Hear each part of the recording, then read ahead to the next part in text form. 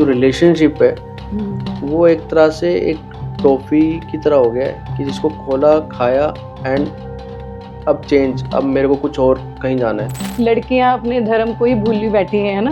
Modernity के नाम पे लड़कियों को लगता है कि बस मॉडर्न होना, है ना, मतलब छोटे छोटे कपड़े डालना या बाहर घूमना, बड़े बड़े सर्कल बनाना, ड्रिंक्स करना, सिगरेट्स पीना, एक्स्ट्रा मैरिटल्स में जाना, ये एक फैशन है, एक ट्रेंड है ना।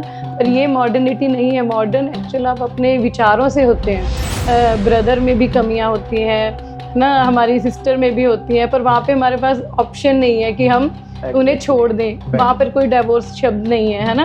लेकिन हस्बैंड वाइफ में क्यों? क्योंकि हमें ऑप्शन दी हुई है। कुछ ऐसा ग्रेस हुई मेरे पर कि वहाँ की पार्लियामेंट ने स्पेशली मुझे इनवाइट किया और वहाँ पर मुझे ऑनर किया, वहाँ पर बुलाकर वहाँ के मिनिस्टर्स ने। वो भक्ति ही है जो लगाम डालती है। अगर आप आज के टाइम में वुमन की बात करें तो वो कहीं ना कहीं अपने पावर्स का, क्योंकि कहीं ना कहीं हमारी गवर्नमेंट ने बहुत अच्छी पावर्स उनको प्रोवाइड की हैं ताकि उनके साथ कुछ गलत ना हो, बट देखने को ये आ रहा है कि बहुत सी ऐसे पावर्स का मिसयूज किया जा रहा है।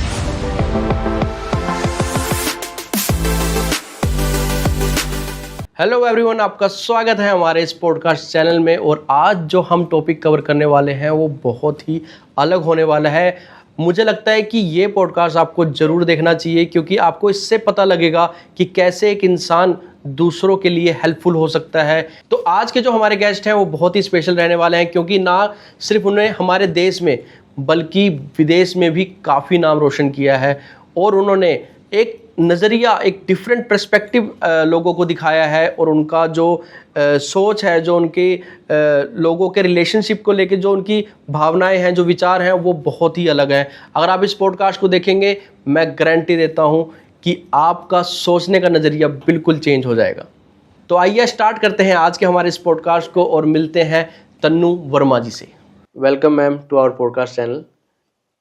आज के टाइम में मैं आपसे एक सवाल करना चाहूँगा कि लोग तो आज के टाइम में परिवार तोड़ने की बात कर रहे हैं, किसी के इमोशंस के साथ ऐसा खेल रहे हैं। ऐसे टाइम पे जब हमें ऐसी ऐसी न्यूज़ सुनने को मिल रही है जहां लोग सुसाइड तक कर रहे हैं मेंटल प्रेशर में आके, एंड ऐसे टाइम में आप एक इम्पैक्ट लेके आ रही हैं सोसाइटी में, तो मैं जानना चाहूँगा वो इम्पैक्ट आप लेके कैसे आ रहे हैं? पहले तो नमस्कार। आपका बहुत बहुत शुक्रिया है कि आपने मुझे यहाँ बुलाया और ये सौभाग्य है मेरा कि मुझे आज मौका मिलेगा सोसाइटी तक अपनी आवाज़ पहुँचाने का। तो पहली बात तो ये है कि मैं कुछ भी नहीं हूँ किसी के ऊपर इम्पैक्ट डालने वाली। ये कुदरत जो है हमें, वो कहते हैं ना कि हमें चूज़ करती है, हमें सिलेक्ट करती है कुछ अच्छा काम करने के लिए। तो ठीक वैसे ही मुझे ऐसे लगता है कि मेरी लाइफ में भी कुछ ऐसे इंसिडेंट्स हुए जिससे मुझे लगा कि जीवन ऐसे ही नहीं कि बस खाया पिया और सो गए, ऐसे ही नहीं गुजारना। अगर मैंने जीना है तो किसी मकसद के लिए जीना है, किसी पर्पस के लिए जीना है। तो उस पर्पस को पूरा करने के लिए मुझे ऐसे लगा कि मुझे भगवान ने कुछ ऐसी खास टैलेंट दिए हैं, चाहे वो मेरी आवाज़ है, तो चाहे मेरी सोच है, कि मुझे ऐसे लगा कि मैं अपनी आवाज़ से दुनिया को कनेक्ट कर सकूं भगवान के साथ, परमात्मा के साथ, ताकि उनका मन शांत हो। अगर मन शांत होगा तो मन शांत में ही हम जो है जीवन को अच्छे तरीके से गुजार सकते हैं। जी, तो आपने आवाज़ की बात की, जैसे कि मुझे पता है कि आपने काफ़ी सॉन्ग्स किए हैं, म्यूजिक वीडियोस आपकी हैं ऑनलाइन, डिवोशनल सॉन्ग की तरफ ज़्यादा हैं। आपका टी सीरीज के साथ भी प्रोजेक्ट आया है, तो इसके बारे में थोड़ा सा मेरे को आप बताएं कि ये जर्नी कैसे स्टार्ट हुई आपकी? देखिए, ये जर्नी जब मैं भी सोचती हूँ तो मुझे लगता है ये सारा कुछ बड़ा मिरेकुलस हुआ है मेरी लाइफ में। वैसे तो बचपन से ही मैं शौक रखती हूँ गाने का। वैसे कोई फैमिली बैकग्राउंड तो नहीं है सिंगिंग से रिलेटेड, और ना ही मैंने इसे सीखा है। तो आपने सीखा नहीं है? नहीं, बिल्कुल भी नहीं है। और यही रिग्रेट रहा है कि मैंने इवन म्यूजिक सब्जेक्ट भी नहीं रखा कभी। अच्छा, आपकी क्लास? हाँ, तो यही कह सकते कि ये गॉड गिफ्ट है। तो अदरवाइज में पार्टिसिपेशन जो है स्कूल टाइम पे, कॉलेज में तो करती रहती थी। तो एट द एज ऑफ 9 मैंने दूरदर्शन चैनल पे भी प्राइज विन अच्छा, किया था। क्या बात। तो बचपन से ही ये जर्नी चलती गई और कॉलेज स्कूल में भी मैंने जब भजन में हर सिंगिंग के कॉम्पिटिशन्स में compete किया। और धीरे धीरे फिर जब मैरिज बहुत अर्ली एज में हो गई तो उसके बाद फिर मुझे लगा कि नहीं, ऐसे नहीं है कि अगर शादी हो गई तो जो मेरे अंदर पैशन है उसको मैंने मरने नहीं देना, ख़त्म नहीं होने देना। तो अगर हम वो कहते हैं ना, अगर अपनी फैमिली की भी ड्यूटीज़ बिल्कुल। कंटिन्यू रखते हैं तो फैमिली भी सपोर्ट करती है कि अगर हमारा मकसद अच्छा हो तो सभी आपका साथ देते हैं ना। तो इसी तरह से फिर धीरे धीरे लाइफ बढ़ती गई और एक टाइम पे ये जो सिंगिंग है, नॉर्मल सिंगिंग से डिवोशनल सिंगिंग कैसे बनी वो बताती हूँ आपको। एक्चुअली मेरी लाइफ में एक ट्रेजेडी हुई। मेरी डॉटर थी, उसको ब्लड कैंसर हुआ तो उसकी वजह से उसकी डेथ हुई। तो उसके बाद आप कह सकते हो कि अपने आप को संभाला और उस सिचुएशन में। कितने साल पहले की बात है ये चीज़? ये अराउंड 10 ईयर हो गए अब तो। अच्छा, तो काफी उसके कम बाद एज। हाँ जी बिल्कुल। उसके बाद मैंने खुद को जब संभाला धीरे धीरे, अपनी आवाज़ के साथ ही मेरे को ऐसे लगा कि मैं हील होती हूँ। जब भी मैं गाती हूँ, अकेले में बैठती हूँ, भजन गाती हूँ तो मुझे बड़ा अच्छा लगना और मुझे लगना मैं इस दुख से बाहर आ रही हूँ। और एक ही बार मेरे मन में ये बात आई कि अगर मैं हील हो रही हूँ तो इस आवाज़ से दुनिया में मैं काफ़ी लोगों को हील कर सकती हूँ। म्यूजिक तो मैम एक्चुअली बहुत बड़ा हीलर है। बिल्कुल बिल्कुल। तो जब मुझे ये महसूस हुआ और मुझे ऐसे हुआ कि मैं एक वीडियो बनाती हूँ, उसको फेसबुक पे पोस्ट करती हूँ। तो एक दिन बस यहीं से एक जर्नी स्टार्ट हो गई कि मैंने पोस्ट किया तो बहुत से लोगों के जब कमेंट्स आए तो मुझे ऐसे लगा कि अरे मतलब ये है कुछ जो मैं करना चाहती हूँ, ये कुछ ऐसी बात हुई आज जीवन में। मुझे वो कहते हैं ना, अंदर से किक मिली है, खुशी मिली है। तो धीरे धीरे करके मैंने ऑनलाइन सत्संग शुरू किए कोविड के टाइम पे।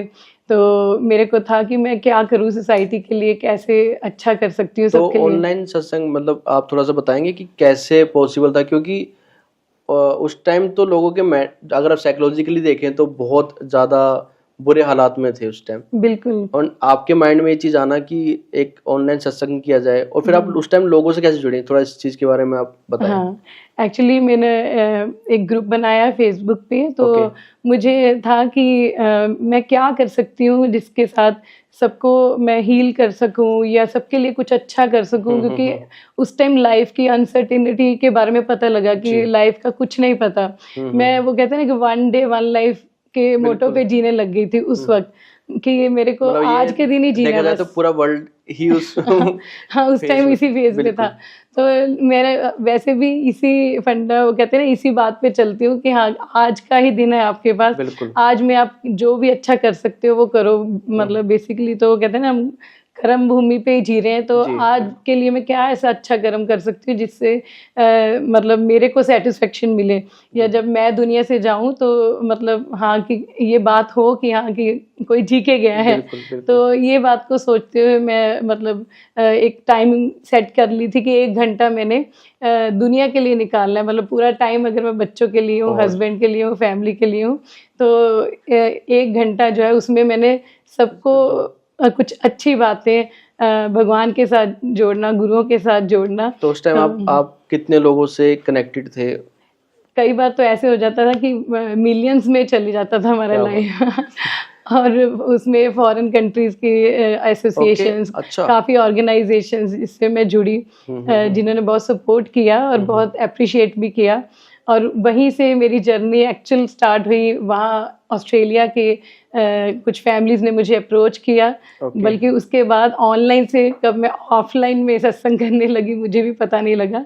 तो मैं वहाँ जाकर आई तो वहाँ पर भी हमने मतलब सत्संग किया और वो मेरे लिए बड़ी मैं कहूँगी कि मैं खुद भी अपने आप के लिए इंस्पिरेशन बनी कि मैं कैसे बीइंग अ हाउसवाइफ मैं अकेले जाकर आई और वहाँ पर लाखों लोग थे। एकदम से मतलब एक रूम से एकदम से इतने बड़ी स्टेज पे जाना, मतलब वो ग्रेस ऑफ गॉड थी। और तो आपने जो बताया कि ऑस्ट्रेलिया की एक फैमिली ने बुलाया, तो वो क्या था, मेरे को आप थोड़ा सा बताएंगे इसको कि कैसे वो क्या आपका सत्संग सुन रहे थे रेगुलर बेस पे, या कोई इम्पैक्ट की वजह से कि जो क्योंकि उस टाइम सब नेगेटिव थे। हाँ जी बिल्कुल, है ना, वो एक उन लोगों के अंदर एक पॉजिटिविटी ट्रांसफर करना बहुत इंपॉर्टेंट था। तो आप उस वजह से आपको वहाँ ऑस्ट्रेलिया में बुलाया गया, जिस तरह आप कहते सम्मानित किया गया आपको? हाँ जी, उसके बारे में एक्चुअली थोड़ा बताएं। वो फैमिली भी थी, वो सुनते भी थे और वो सत्संग के साथ उनकी लाइफ में काफ़ी ट्रांसफॉर्मेशन आई। ओके। तो उनको था कि बस मैं क्या कर दूं आपके लिए। जी। तो बस उसके बाद उन्होंने जब बुलाया तो तब तो मैं सत्संग किया ही, और उसके बाद भी जब दोबारा एक ऑर्गेनाइजेशन थी उसने मेरे को और मेरी फैमिली को भी इनवाइट किया उन्होंने, तो वहाँ पर कुछ ऐसा ग्रेस हुई मेरे पर कि वहाँ की पार्लियामेंट ने स्पेशली मुझे इनवाइट किया और वहाँ पर मुझे ऑनर किया, वहाँ पर बुलाकर वहाँ के मिनिस्टर्स ने कि आप इंडिया से आए हो हमारी। और ये किस टाइम की बात रही होगी मैम? कोई ये अभी 2-2.5 साल ही हुए हैं रिसेंटली। तो मतलब अगर आप अच्छा करने निकलते हैं तो हाँ बिल्कुल, वो कुदरत नेचर आपका साथ देती है, क्योंकि देखिए है तो भगवान ने सबके अंदर एक वो कहते हैं ना एनर्जी डाल के भेजा है ना, चाहे तो उस एनर्जी को आप गलत रास्ते पे ले जाए, चाहे आप उसी एनर्जी को कुछ अच्छा करने के लिए काम में ले आए, है ना, ये हम पे डिपेंड करता है। बाकी ये सोच जो है, ये सब कुछ जो है वो भगवान ही डालते हैं हमारे मन में, अदरवाइज तो मैंने कभी सपने में भी नहीं सोचा था कि ये सब मेरे जीवन का कभी मकसद में बनेगा। मैम अब मेरे को आप ये बताइए कि डिवोशनल की तरफ आप कैसे आए? ये चीज़ तो बहुत एविडेंट है, क्लियर है, बट यहाँ पर मेरा एक सवाल है कि अक्सर क्या होता है कि बहुत से ऐसे सिंगर्स को देखा जब उनको इतना फेम मिलता है, जब आपको लोग इतने सुनने लग जाते हैं, तो एक और चीज़ मन में आती है क्यों ना इसको एज ए कॉमर्शियल पर्सपेक्टिव से देखा जाए एंड कॉमर्शियल की तरफ आगे बढ़ा जाए। तो आपने कभी इस बारे में सोचा कि आप कॉमर्शियली आगे बढ़े? एक्चुअली मेरा जो बेस है ना सिंगिंग का या इस रास्ते का, वो कमर्शियल था ही नहीं। मतलब मैं बेसिकली स्टार्ट ही यहाँ से हुई थी कि बस मैंने जो भी मेरे पास है उसे बांटना है। मतलब मेरे पास आवाज़ है, पॉजिटिविटी है ना, भगवान के साथ मेरा कनेक्शन है, जो मैं चाहती थी जैसा मेरा कनेक्शन है वो सबका बन जाए, जैसा विश्वास मेरे अंदर है वो विश्वास को मैंने सारी दुनिया को बांटना है। क्योंकि हम कहते हैं ना, छोटी सी तकलीफ आती है, छोटा सा दुख आता है तो हम घबरा जाते हैं, है ना। तो किसी टाइम मैं भी ऐसी थी, है ना। तो अब मेरे को ऐसे लगता है कि जो अब ये मैं नई वाली तनु हूँ वो पुरानी वाली तनु को हील कर रही है। जहाँ भी किसी को देखती हूँ तो मुझे लगता है ये मेरे पुराने वाला सेल्फ है, मतलब तो मैं उसी वे से ट्रीट करती हूँ सबको, क्योंकि बेसिकली जो ये सारा कुछ मेरी लाइफ में हैपन हुआ वो स्टार्ट तो एक दुख से हुआ, पर उस दुख से मैं कैसे निकली वो मेरे को ऐसे होता है कि मैं सबकी हेल्प करूं कि इस रास्ते से हम किसी भी ट्रेजिक सिचुएशन से निकल सकते हैं। क्योंकि मैं वही चीज़ सोचा था कि जिस चीज़ की आपने बात की, जिस ट्रेजिडी की आपने बात की, अक्सर इंसान जब ऐसी ट्रेजिडी उसकी लाइफ में होती है तो वो खुद को तो बिल्कुल भी नहीं जोड़ पाता, और क्योंकि उस टाइम पे खुद को आपने हील किया है एंड वो इम्पैक्ट आप दूसरों तक भी लेके गई कि कैसे खुद को हील किया जा सकता है। तो मैम यहाँ तो चलिए हमने ये पता लग गया कि आपने सिंगिंग आपका पैशन था बचपन का एंड आपने उसको फॉलो किया, आपने बहुत अच्छे जगह इसको यूटिलाइज भी किया, बट आपका एक दूसरा पर्सपेक्टिव भी है जहाँ पे आप एक गर्ल्स एम्पावरमेंट की, वुमेन एम्पावरमेंट की बात करते हैं, जहाँ पे आप चाहते हैं कि एक अलग ही सोसाइटी में अवेयरनेस आए। तो वो पर्सपेक्टिव थोड़ा सा मेरे को आप क्लियर करें कि वो आपके माइंड में कैसे आया और कब स्टार्ट किया आपने? एक्चुअली मैं बचपन से एक चीज़ देख रही हूँ हमारी सोसाइटी में कि बेटियों को थोड़ा बोझ समझा जाता है जी, लेकिन अब तो काफ़ी चेंज हो गई है ना, माइंडसेट सबका चेंज हो गया, लेकिन फिर भी कहीं हद तक ये बात हम नहीं निकाल पा रहे, चाहे कुछ भी कर रही हैं लड़कियां, फिर भी मतलब एक वो कहते हैं ना पार्शियल बिहेवियर दिखता ही है हमें सोसाइटी में। तो इस चीज़ को जब मैंने नोटिस किया या फेस किया या देखा कि मतलब ये फ़र्क जो है नहीं होना चाहिए, मुझे इसके ऊपर काम करना है, तो काफ़ी कॉलेजेस में, काफ़ी स्कूल्स में मैं एज अ मोटिवेशनल स्पीकर भी गई। वो भी मैं अनकंडीशनल ही गई, मैं खुद ही वॉलंटरली वहाँ पर प्रिंसिपल से मिलना और कहना कि मैंने बात करनी है, बस आप मेरे को स्टूडेंट्स दे दो, बस कि मेरे को और कुछ नहीं चाहिए। तो आपका एक मोटिव क्लियर था कि मुझे अपने थ्रू लोगों के अंदर वो अवेयरनेस क्रिएट करनी है। एक तो आपका सिंगिंग जरिया बना, दूसरा आपको लगा कि एक ये भी एक जरिया हो सकता है एक इम्पैक्ट लाने का। हाँ जी। तो वहाँ अच्छा ठीक है, आपने प्रिंसिपल से आप मिले, देन हाँ, आपने तो उनको मैंने बोलना, एक दिन हमने फिक्स करना, तो स्टूडेंट से मिलना, तो मतलब उनको इतना अच्छा लगना। कई ऐसे स्टूडेंट से बाद में कॉल भी करते थे कि हम आपसे मिलने के बाद, आपकी कोई टॉक्स के बाद वैसे हम मैम मोटिव था कोई स्टूडेंट को ही एक्चुअली वही है ना कि खुद की लाइफ को जब स्टडी किया तो ये समझ में आया कि जैसे बचपन से ही हमें क्लियर ही नहीं होता कि हम एक्चुअल आए किस लिए हैं दुनिया जी पे। जी जी हमारे यहाँ कोई गोल ही नहीं होता है ना, ये अवेयरनेस ही नहीं होती, बस ये है कि हाँ पढ़ना है, पढ़ के बनना क्या है, क्या क्वालिटी है हमारे अंदर, Fact. किस डायरेक्शन में जाना है, कुछ नहीं पता होता। हम्म। तो मेरे को था कि जो चीज़ें मैंने फेस की हैं जी कि मैं दूसरों की हेल्प करूं, कि नहीं आप अपने अंदर ढूंढो कि आप में भगवान ने ऐसा क्या डाला है जिसके ऊपर वर्क करके आप इस पूरी दुनिया को खुश कर सकते हो, कुछ अच्छा कर सकते हो। तो यही मेरे लाइफ का एक मोटिव रहा, तो उसी के ऊपर आज तक मैं काम कर रही हूँ। और मुझे यही है कि आगे भी भगवान रास्ता बनाता रहे और धीरे धीरे मैं जितना कर सकती हूँ अपने ज़रिए तो दुनिया के लिए कुछ करके जाऊँ। जी। अगर आप आज के टाइम में वुमन की बात करें तो वो कहीं ना कहीं अपने पावर्स का, क्योंकि कहीं ना कहीं हमारी गवर्नमेंट ने बहुत अच्छी पावर्स उनको प्रोवाइड की हैं ताकि उनके साथ कुछ गलत ना हो, बट देखने को ये आ रहा है कि बहुत सी ऐसे पावर्स का मिसयूज किया जा रहा है। बिल्कुल आप सही हो, क्योंकि एक्चुअली ना वुमेन एम्पावरमेंट को बड़े रॉन्ग वे से लिया जा रहा है। जी वुमेन एम्पावरमेंट का मतलब ये नहीं कि वुमेन ने अपनी कोई पावर दिखानी है। जी वुमेन एम्पावरमेंट का मतलब कि हमें एक वुमेन में जो एक फेमिनिटी भगवान ने नेचुरली डाल के भेजी है जी उसके ऊपर वर्क करना है।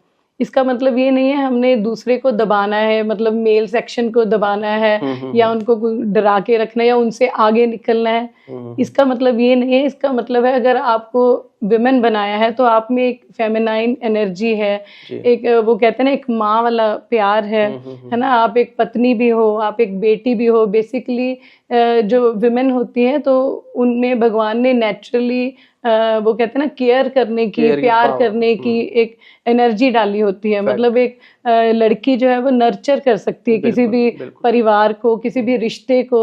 ये शायद मेल्स में कम हो लेकिन फीमेल्स में ये ज्यादा होती है। लेकिन आज वो कहते हैं ना कलयुग है, लड़कियां अपने धर्म को ही भूली बैठी हैं, है ना।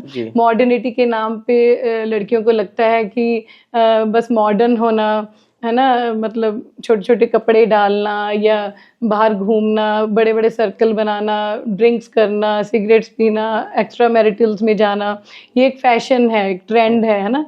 पर ये मॉडर्निटी नहीं है। मॉडर्न एक्चुअल आप अपने विचारों से होते हैं, है ना। तो बिल्कुल आप सही है कि आजकल लड़कियां जो इस चीज़ का भी फायदा उठा रही हैं, क्योंकि बहुत से मेल्स भी सफ़र कर रहे हैं इस बात को कि हाँ कि लड़कियों को आजकल सब सपोर्ट कर रहे हैं। तो हम लोग कहाँ जाएं, हम किससे आवाज़ उठाएं, किसको बोलें। कहानी रिवर्स हो चुकी है कि जहाँ उन लड़कियों को बचाने के लिए कानून बना था जिनको दबाया जा रहा है, जिनको अपने अधिकार से वंचित किया जा रहा है, बट आज के टाइम में ये रिवर्स हो चुका है कि देखने को ये मिल रहा है कि जो मेल्स हैं जिनके पास आज के टाइम में अपनी आवाज रखने की पावर नहीं है, उनको एट द एंड सुसाइड करना पड़ रहा है। ऐसे बहुत से केसेस आ रहे हैं, ऐसे बहुत से सेलिब्रिटीज हैं जिनके साथ अभी रिसेंटली ये सुनने को मिला है हमें। तो क्या लगता है कि अब क्या मेल एम्पावरमेंट के लिए खड़ा होना पड़ेगा? बिल्कुल आप बिल्कुल ठीक है। देखिए मेल एम्पावरमेंट के लिए खड़ा नहीं होना पड़ेगा। बात यह है कि चाहे वो लड़का है चाहे लड़की है, सबको अपने धर्म से जुड़ना पड़ेगा जी। क्योंकि जब तक आपके जीवन में ये लड़ाई नहीं है। हाँ, बेसिकली ये लड़ाई आपस की नहीं है, लड़ाई खुद के साथ है जी, बिल्कुल, है ना। क्योंकि जीवन में हम जब खुद से ही नहीं जुड़े हुए तो हम दूसरे से भी नहीं जुड़ेंगे। जितना हम खुद से ट्रू होंगे, है ना, उतने ही हम सामने वाले से ट्रू होंगे। मतलब वो तभी कहते हैं हम पहले अपने ट्रू सेल्फ को पहचानो कि आप एक्चुअल में हो कौन, है ना। बेसिकली तो हम एक वो कहते हैं ना सोल है ना, एक जर्नी पे आए हुए हैं, है ना। इस जर्नी से हमने बहुत कुछ सीखना भी है, लेकिन एंड तो वही वो आत्मा ने परमात्मा के साथ ही मिलना है ना। तो वो अगर चीज हम अपने मन में लाएंगे कि जब हमने मिलना है तो कैसे फेस करना है उसको, है ना, कि जो हम करके जा रहे हैं मतलब, तो जी। सामने तो उसने पूछना ना कि जब जाएंगे दुनिया से कि भाई भेजा था क्या करके आए हो, फैक्ट है ना। फैक्ट। तो ये जब बात चाहे वो लड़का है या लड़की है, उसके मन में आ जाए ना कि कोई सीसीटीवी है, कोई कैमरा है जो हमें देख रहा है। हमेशा देख रहा है, जी। चाहे हम गलत कर रहे हैं चाहे जी। सही। देखिए एक मीटर, वो कहते हैं पैरामीटर सबके अंदर लगा होता है, जी। वो हमें बताता है कि हम कुछ गलत कर रहे हैं, जी। है ना। पता भी होता है कि हम गलत कर रहे हैं लेकिन हम रोक नहीं पा रहे होते। वो क्या है ना, वो माइंड हमारा, वो कहते हैं ना, ऐसी खेल खेलता है कि कंट्रोल में हमें रहने नहीं देता, है ना। तो वो कंट्रोल, या वो कह रहे हैं कि वो लगाम जो है वो भक्ति ही है जो लगाम डालती है ना। जब हमारे जीवन में हम ये मानते हैं कि कोई ताकत है जो मेरे साथ है ना, जो हमेशा जब भी मैं कुछ बुरा भी कर रहा हूँ या कुछ अच्छा भी कर रहा हूँ, कुछ बुरा कर रही हूँ या अच्छा कर रही हूँ, वो मुझे देख रही है, उसकी प्रेजेंस है, तो चाहकर भी हम कुछ गलत नहीं कर सकते जी, फैक्ट है ना। तो प्रॉब्लम तो इसी बात में है कि हमारे जीवन में भगवान की प्रेजेंस को हम महसूस करना ही छोड़ गए हैं। बिल्कुल बिल्कुल। तो आपके हिसाब से अगर मैं आपसे जानना चाहता हूँ ये चीज़ कि अगर एक फैमिली की बात करते हैं, हस्बैंड वाइफ की बात करते हैं, तो आपके हिसाब से सबसे बड़ा रीज़न आप क्या देख रहे हैं कि जो उनके बीच में एक ईगो क्लैशेस की प्रॉब्लम बन रही है, उनके परिवार टूट रहे हैं, डाइवोर्स के रीज़न बन रहे हैं, तो वो क्या रीज़न्स हैं जो आप देख पा रहे हैं? देखिए पहली बात तो हस्बैंड वाइफ में जो वो शब्द है ना, ईगो, है ना जी। वो ईगो होगी तो ईगो क्लैशेस भी होंगे। बिल्कुल। ईगो मीन्स क्या, मतलब दो बंदे हैं तो उनकी सेपरेट बात हो रही है, लेकिन हस्बैंड और वाइफ दो तो हो ही नहीं सकते जी ना। जब हम पहले ही जीवन साथी, है ना, हम कहते हैं सोलमेट्स होते हैं हस्बैंड वाइफ ना, तो वो एक ही हैं। मतलब जब हम इस बात को लेकर चलेंगे, है ना, कि हमारे में और सामने वाले में कोई फर्क ही नहीं है ना, ये मेरा ही है। जैसे हम ये हाथ है हमारा, हम इस हाथ से नफरत नहीं कर सकते, बिल्कुल, है ना। चाहे वो हाथ में कोई चोट लग जाए, चाहे कोई खराबी हो जाए, है ना, तो ये नहीं हम कहेंगे कि ये तो अब गंदा होगा, अब इसको छोड़ दो, है ना। हमें पता है ये मेरा, इसके बिना मेरा गुजारा नहीं है ना। वो आजकल डाइवोर्स हो रहे हैं ना, मैं हमेशा कहती हूँ कि हमारे ब्रदर में भी कमियां होती हैं ना, हमारी सिस्टर में भी होती हैं, पर वहाँ पे हमारे पास ऑप्शन नहीं है कि हम उन्हें छोड़ दें, वहाँ पर कोई डिवोर्स शब्द नहीं है ना। लेकिन हस्बैंड वाइफ में क्यों? क्योंकि हमें ऑप्शन दी हुई है। अगर हम उन्हें इस वे में ले ले, है ना, जैसे हम अपने मम्मी पापा को लेते हैं, बाकी रिश्तों के लेते हैं कि उनकी कमियां भी हम स्वीकारते हैं, है ना। बात तो एक्सेप्टेंस की है। जब हमने सामने वाले को अपना ही मान लिया तो उसकी हर बात की भी फिर एक्सेप्टेंस होगी, है ना।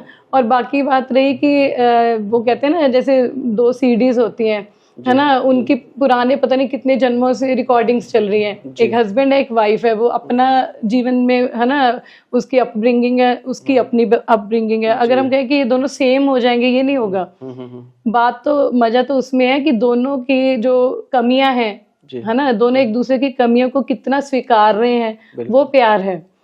क्योंकि हम किसी को भी अपने जैसा तो बना ही नहीं सकते, है ना। सामने वाले की अपनी इंडिविजुअलिटी है, आपकी अपनी इंडिविजुअलिटी है। ईगो के बारे में तो हम पूरे बचपन से सुनते आ रहे हैं कि रावण के बारे में हमें बताया गया कि रावण का पतन सिर्फ और सिर्फ घमंड की वजह से हुआ, क्योंकि वो घमंडी था जिसकी वजह से रावण जैसा विद्यमान इंसान भी मारा गया। बट उसके बाद भी कोई इम्पैक्ट नहीं क्रिएट होता। लोग अपने बच्चे को देखना पसंद नहीं करते। बच्चा मतलब वो अपने फाइट्स में इन्वॉल्व है, डाइवोर्स ले रहे हैं, बट कोई उस मासूम बच्चे की तरफ नहीं देख रहा जिसके ऊपर बहुत बड़ा इम्पैक्ट होने वाला है उसके ब्रेन पे। बिल्कुल।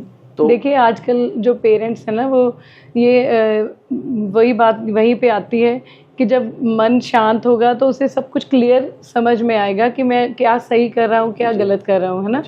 तो बीइंग अ पेरेंट मैं खुद भी बताऊंगी कि जो बच्चे हैं ना, हमारी दुनिया तो बहुत बड़ी है लेकिन वो जो छोटा सा बच्चा है उसकी दुनिया मम्मी और पापा है, बस यही उसकी पूरा वर्ल्ड है, यही संसार है, यही उसके लिए स्वर्ग है ना।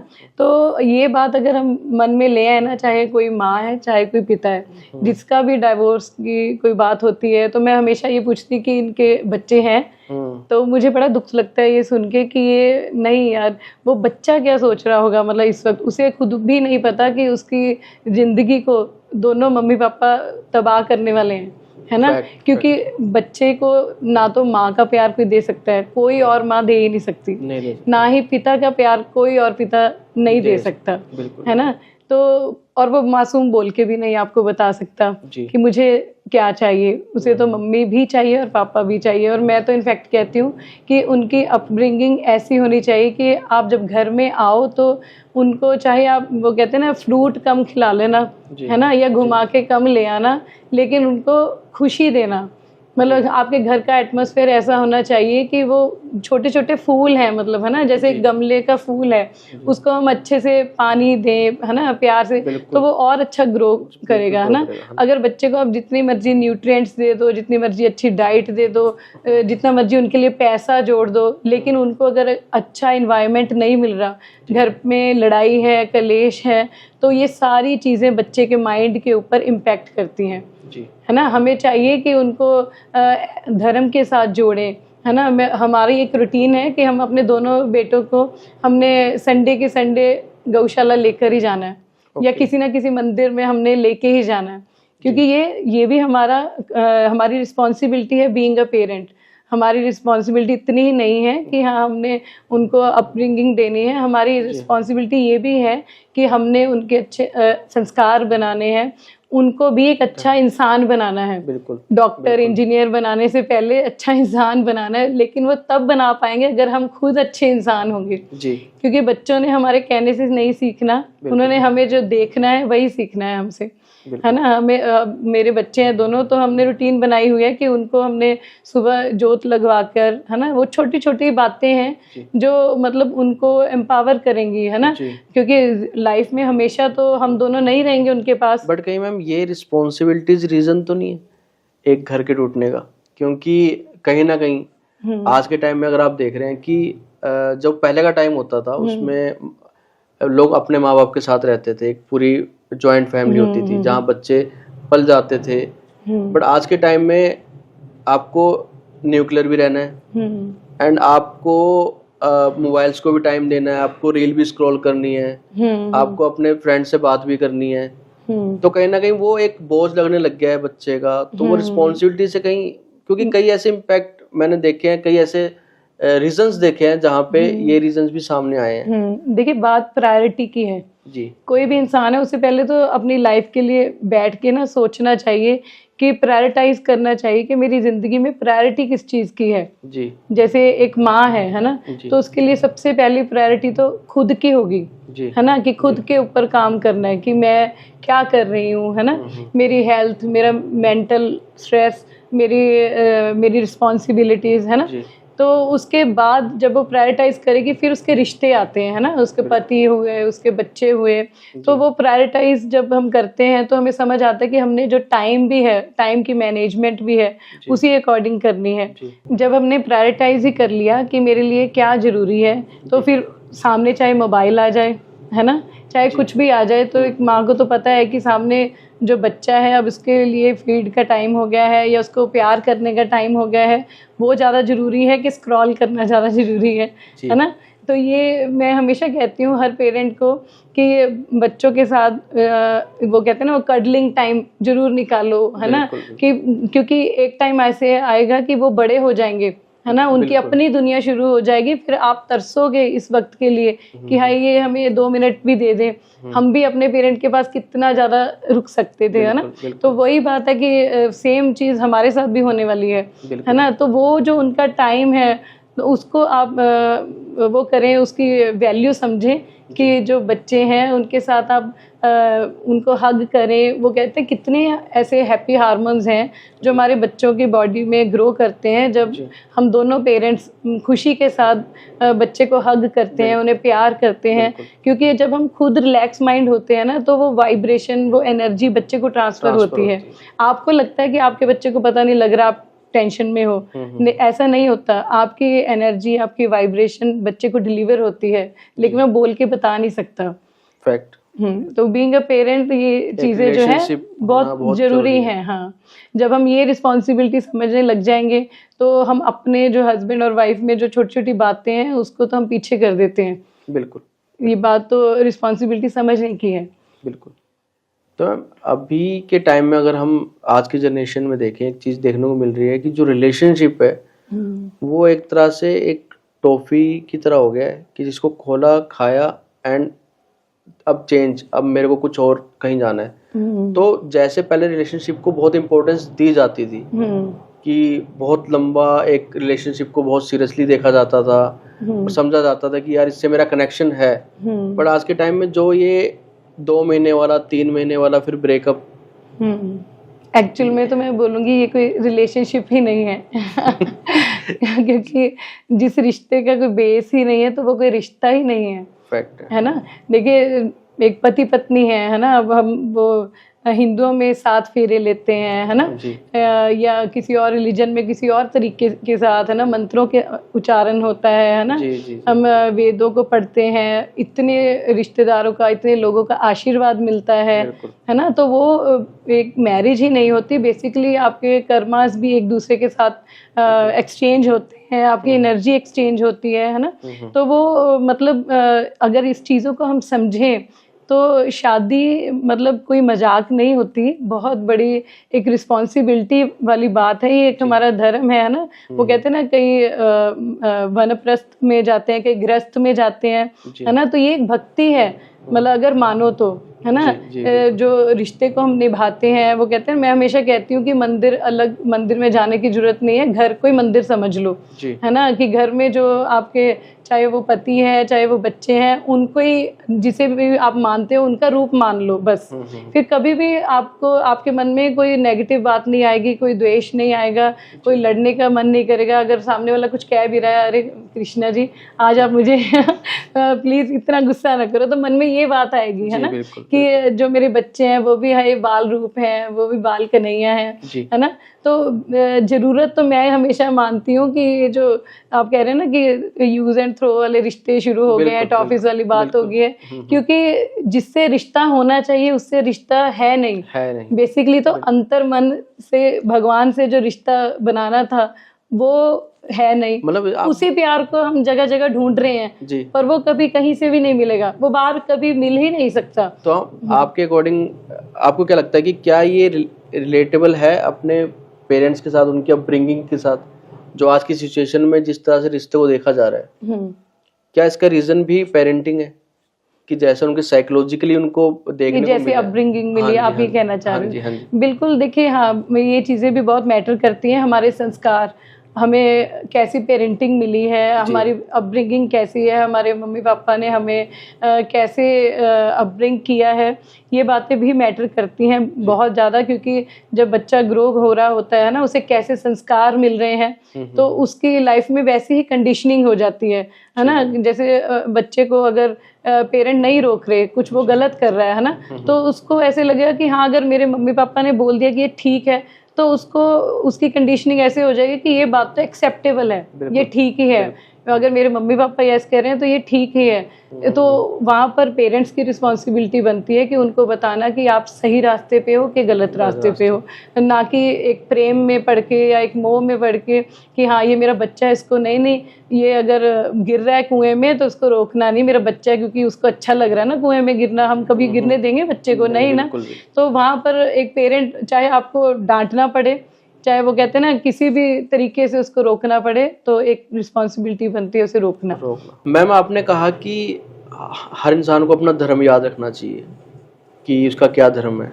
मुझे थोड़ा सा इसको और एक्सप्लेन करेंगे कि कैसे धर्म की बात कर रहे हैं? क्या कोई चीज़ है जिसको हमें पढ़ना चाहिए, या क्योंकि आज के टाइम में जहाँ लोग महाभारत जैसे महान ग्रंथ को नहीं पढ़ रहे, जहाँ पे लोग रामायण जैसे को नहीं पढ़ रहे, वो भूल चुके हैं उनके कैरेक्टर्स की, कौन कैरेक्टर्स क्या रोल प्ले करते हैं, वहाँ पर हम धर्म की बात कर रहे हैं। तो आपको क्या लगता है कैसे जुड़ा हुआ है एक धर्म एक रिलेशनशिप से? देखिए धर्म, इसको मैं एक पर्टिकुलर बात नहीं बोलूँगी, ये धर्म को हम ऐसे रिलेट कर सकते हैं कि धर्म एक इंसान का क्या धर्म है, जैसे इंसानियत को निभाना ये हमारा धर्म है ना। कुछ चीज़ें हैं जो हमें किसी ने सिखाई नहीं है, लेकिन हम सबके अंदर है ना, कि हमें क्या करना चाहिए क्या ना करना चाहिए। जैसे आपको एक छोटी सी एग्जांपल देती हूँ। जैसे आपको किसी ने नहीं बताया होगा कि आपको जैसे 4 रिश्ते हैं एक लड़के के पास, है ना, एक माँ का है, एक बहन का है, एक पत्नी का है, एक बेटी का है, लेकिन चारों रिश्तों को वो सेम नज़र से नहीं देखेगा। बिल्कुल, है ना। तो यही धर्म है ना। वो किसी ने सिखाया नहीं है, वो हमारे अंदर ही है इनबिल्ट ही है ना। तो वो उस धर्म को हमने निभाना है, जो मैं बार बार बात कर रही हूँ। तो इसी बात के लिए मैं प्रेशराइज कर रही हूँ कि आप अगर गीता को पढ़ेंगे, आप गुरु ग्रंथ साहिब जी को पढ़ेंगे, तो वो आपको दिशा देंगे, वो डायरेक्शन देंगे आपको कि आपने चलना कैसे, आपको बेसिकली याद दिलवाएंगे। बेसिकली हम ये कह सकते हैं डायरेक्टली, जहाँ पर लोग बात करते हैं बैलेंस की, कि आपको लाइफ में एक बैलेंस लेके चलना पड़ेगा, किसको कितनी इंपॉर्टेंस देनी है, कौन आपके लिए कितना इम्पोर्टेंट है। हाँ बिल्कुल, वो कहते हैं ना, वो तभी आपको एनलाइटनमेंट मिलेगी, वो तभी आपके, वो कहते हैं ना, मन में चानन, है ना, वो तभी पड़ेगा ना कि जब वो कोई टॉर्च लेकर आएगा। वो टॉर्च मिलनी आपको ज्ञान से ही है ना। बेसिकली मन में तो अंधेरा है, तो वो अंधेरा मन जो है उसको समझ में नहीं आता कि मेरा रास्ता सही कौन सा है। तो उसके लिए किसी को तो वो कहते हैं ना लाइट दिखानी पड़ेगी ना कि नहीं आप गलत चल रहे हो, आपका रास्ता ये है। तो जो धर्म है, चाहे वो हमारे ग्रंथ है ना, वो हमें एक रोशनी का काम करते हैं हमारे जीवन में।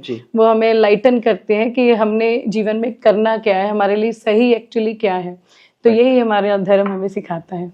जी मैम, आपने काफ़ी सेमिनार्स किए हैं एज ए मोटिवेशन स्पीकर, आप काफ़ी स्टेज पे गए हैं।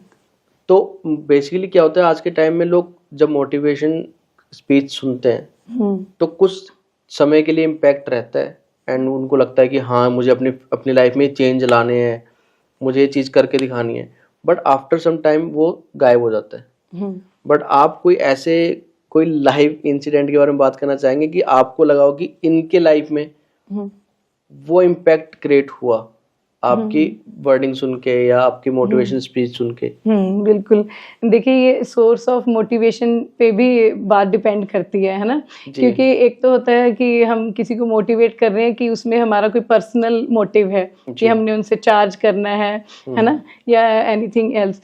लेकिन यहाँ मेरे केस में बात ये है कि मैं खुद अपनी लाइफ से सीख के दूसरे को सिखा रही हूँ, है ना। वो मेरा खुद का एक्सपीरियंस है और ये कोई प्रोफेशनलिज्म नहीं है ना। मैं खुद, वो कहते हैं ना, गिर के उठी हूँ, तो मुझे ऐसे जितने भी गिरे पड़े मैं सबको उठा लूँ, है ना।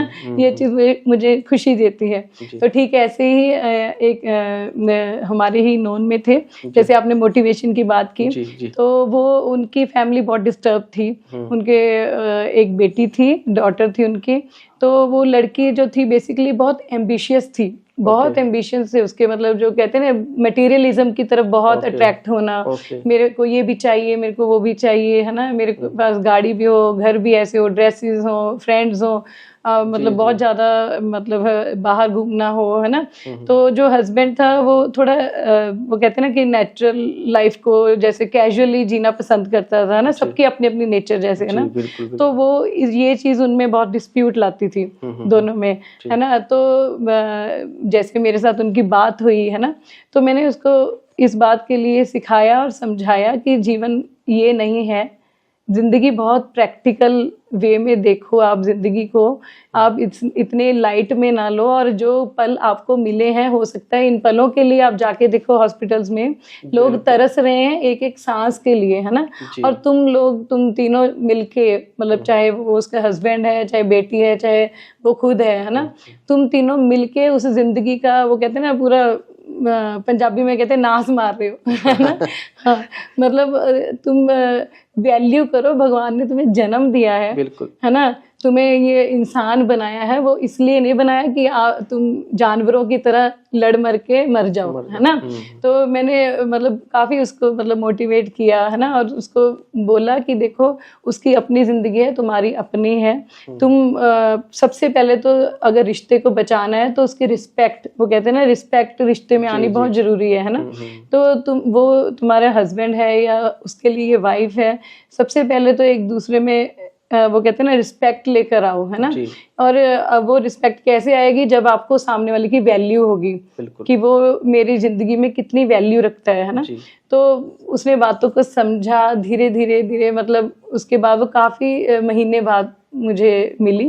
तो मतलब वो रो रही थी और उसने मुझे मतलब बहुत थैंकफुल हुई और उसने बोला कि दीदी मैं बता नहीं सकती, जी। मैं जब से आपसे मिली हूँ मैं इतनी खुश रहने लगी और मैं सोच रही हूँ कि हमारी ज़िंदगी इतनी आसान थी जो बिल्कुल मैंने अपनी एक्स्ट्रा ऑर्डिनरी एक्सपेक्टेशंस के साथ, डिफिकल्ट है ना, करके कि वो ज़्यादा जैसे है ना उसको मतलब वो कहते हैं कई बार हम डिस्टर्ब तो मन से होते हैं, है ना, जी तो हमें लगता है कि सामने वाले में कमी है, वो जी कमी एक्चुअली सामने वाले में नहीं होती, जी वो कमियां हमारे ही मन में होती हैं। मतलब Fact. हम ही ज़्यादा एक्सपेक्ट कर रहे हैं कि मेरे पार्टनर में ये बात भी होनी चाहिए, मेरे पार्टनर में ऐसा भी होना चाहिए, बाकी दुनिया में लड़कियां ऐसे हैं या लड़के ऐसे हैं, है ना, वही बेसिक रीज़न बनता है अट्रैक्ट होने का, बिल्कुल जो आजकल हम देख रहे हैं, है ना। जी तो वो फैमिली थी जिसको मैंने खुश देखा बाद में जी और उनको बहुत अच्छा लगा मुझे कि वो अपनी लाइफ में अब Life. खुश हैं और अपने बच्चे के साथ खुशी खुशी जी रहे हैं। जी।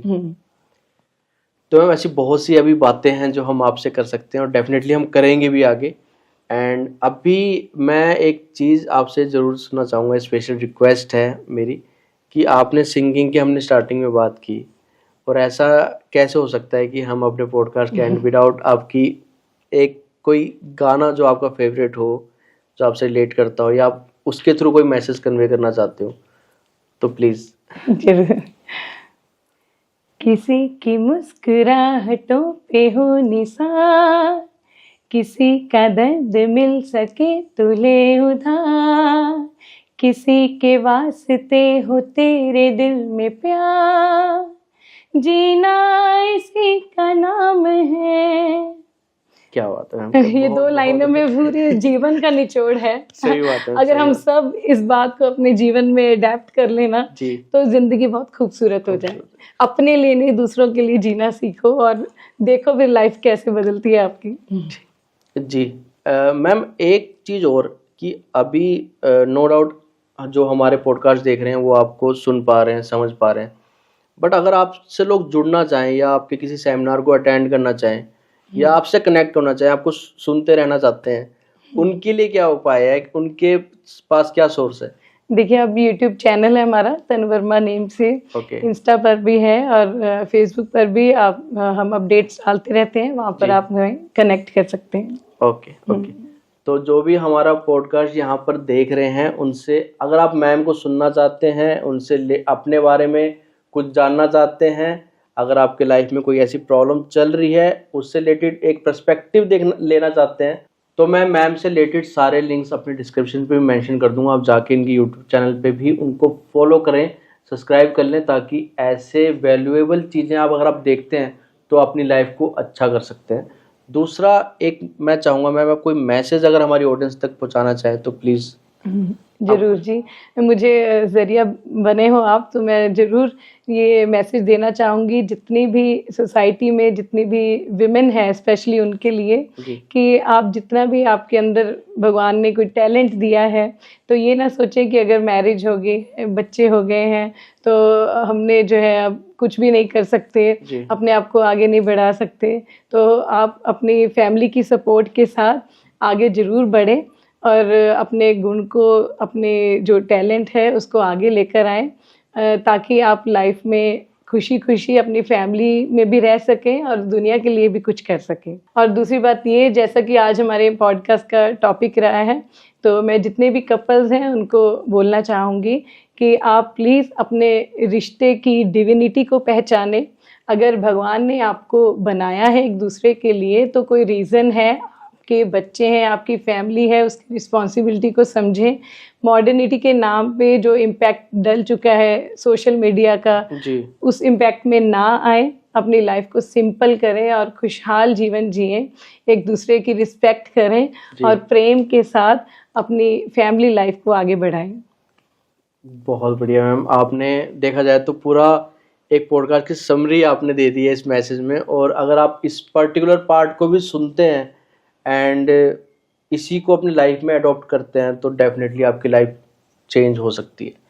So thank you so much ma'am, आप हमारे पॉडकास्ट में आए और आपने इतनी अच्छी तरीके से एक रिलेशनशिप को एक पर्सपेक्टिव दिखाया है कि किस पर्सपेक्टिव से हम अगर अपने रिलेशनशिप को देखें तो उसे अच्छे से ले जा सकते हैं, अपने बच्चों की लाइफ को, अपने उसके फ्यूचर को इम्पैक्ट कर सकते हैं। तो एक तो आपका इनिशिएटिव बहुत अच्छा है कि आपने जिस वे में कोविड में काम किया, लोगों की लाइफ में पॉजिटिविटी भरी, एंड अभी भी हमारे पॉडकास्ट के थ्रू आपने इतने अच्छे तरीके से लोगों को ये समझाया कि एक रिलेशनशिप कैसे चलता है, उसकी वैल्यू करो, रिस्पेक्ट लेके आओ लाइफ में। तो thank you so much ma'am हमारे इस पॉडकास्ट को इतना वैल्यूबल बनाने के लिए। थैंक यू सो मच आपने इस पॉडकास्ट को यहाँ तक देखा, और मैं चाहता हूँ कि इस पॉडकास्ट को आप अपने सभी फ्रेंड्स एंड फैमिली के साथ शेयर करें। एंड अगर आपके कोई भी क्वेश्चन है आप हमारे कमेंट बॉक्स पे हमसे पूछ सकते हैं। आपको करना सिर्फ ये है कि नीचे जाके लाल बटन जो है सब्सक्राइब का उसको दबा दें, बेल आइकन को दबा दें, क्योंकि आने वाले पॉडकास्ट जो है हमारे अमेजिंग होने वाले हैं। सो मिलते हैं अगले पॉडकास्ट में।